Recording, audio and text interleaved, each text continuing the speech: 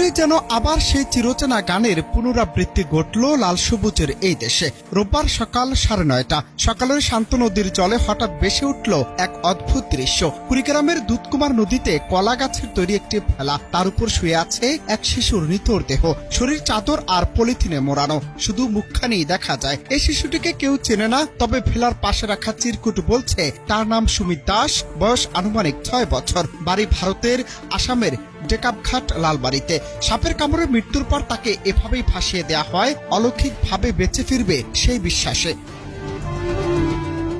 সেখানে চিরকুটে দেয়া মোবাইল নম্বর দেখে যোগাযোগ করা হলে সত্যটা উন্মোচন হয়। অপর প্রান্ত থেকে জানানো হয় শিশুটি সাপের কামড়ে মারা গেছে। তার মামা অঙ্কু দাস জানান, স্থানীয় বিশ্বাস অনুযায়ী মৃত শিশুকে নদীতে ফাঁসিয়ে দিলে সে নাকি আবার ফিরে আসতে পারে, তাই কলা গাছের গুড়ি, চাটাই, চাদর আর কিছু বিশ্বাস এই নিয়ে তাকে নদীর জলে ফাঁসিয়ে দেয়া হয়।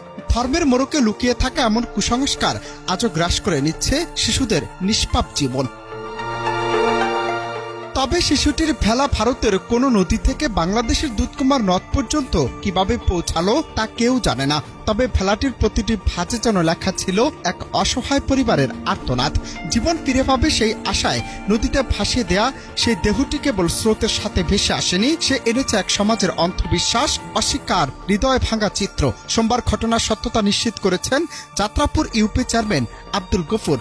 মরদেহের সঙ্গে থাকা মোবাইল নম্বরে ফারুক খান নামের এক শিক্ষার্থী ফোন করে জানতে পারেন শিশুটি গত 10 জুলাই সাপের কামড়ে মারা যায়।